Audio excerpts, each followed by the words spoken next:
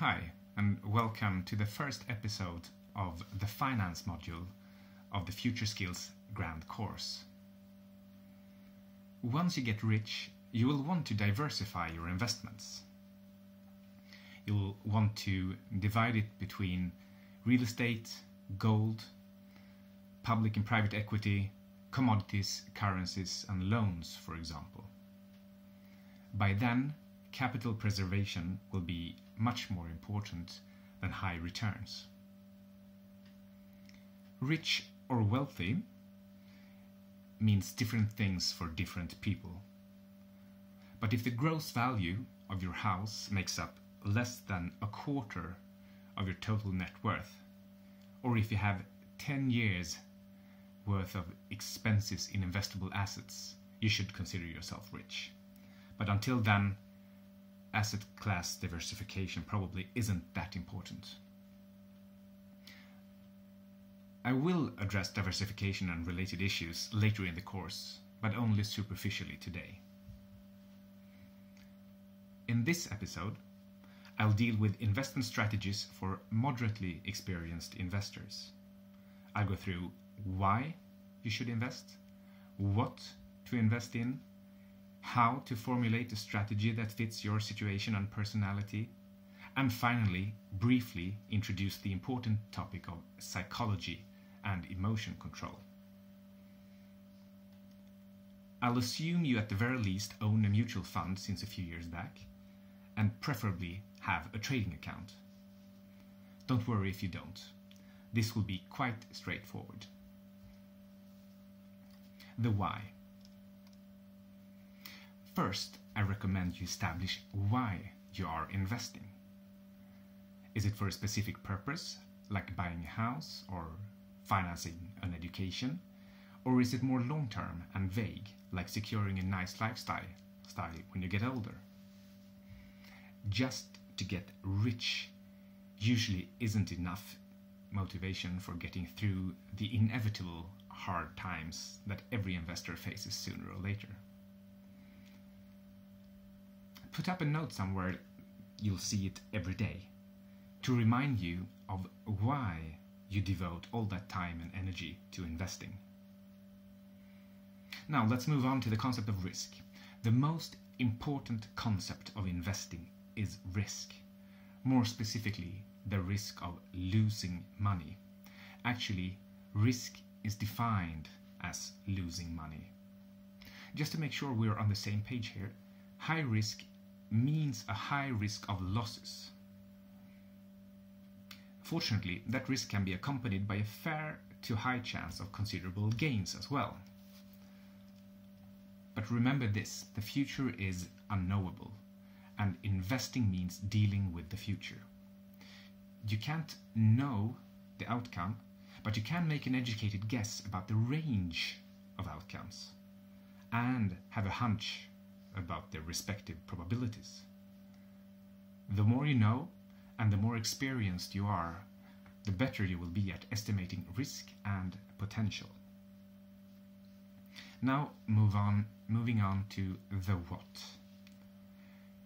Competency and risk climb the ladder of opportunity in tandem. This means that as your competency grows, you can also allow yourself to involve in riskier investments. Also, consequently, only allow for a growing investment universe as your experience grows. For example, I would say that the least risky investment is a mutual fund. Then you have investment companies, ETFs, that's short for exchange traded funds, and a lot of various instruments that are similar in certain respects. And finally, single stocks. A mutual fund is simply a basket of stocks. A mutual fund has a low relative risk, and that is relative to most other people. It's still high risk, I think, since it's focused on stocks only usually. It has a good in-asset class diversification, and it entails following the herd, and it's actually good for gaining a basic experience of the market and not least of your own reactions to gains and losses. So, all in all, I think a mutual fund is a good way to start learning about the market. When you experience emotions, gains and losses, write them down. Do you get stressed? Do you easily succumb to fear and greed? How do you react? What do you do? What do you want to do, and can you actually stop yourself? Later on, you can move on to investments in investment companies. These exhibit varying risk and varying potential for better asset class diversification, while simultaneously providing less diluted returns thanks to more focused portfolios and fewer holdings. It requires research, though. You would want to look into the company's track record, its managers, its strategy, and its asset exposure. This takes time and knowledge and experience. It's hard to say whether investment companies or ETFs should be at a higher or lower rung on the ladder, but it all depends on the exact type of investment company and ETF. ETFs can be an industry-focused ETF, an asset class, or a country-specific ETF, or any other combination. They are usually pretty expensive, but they are versatile. There are some hidden third-party and structural risks, but it's easy to tailor your exposure to a certain aspect of the market. However, it requires pretty decent research on the specific areas of exposure as well as the third-party risks. You'll have to read quite a few pages of pretty boring documents to make sure you don't do any mistakes you're not aiming for. And finally, single stocks. Do you think you are a better stock picker than a professional analyst or money manager? Are you confident you can pick a stock that will outperform the market? That is actually what you have to believe. You have to have a justified belief in this in order to buy single stocks for yourself. Every stock you choose, every single stock you choose to put in your portfolio has to have a high likelihood of outperforming the market.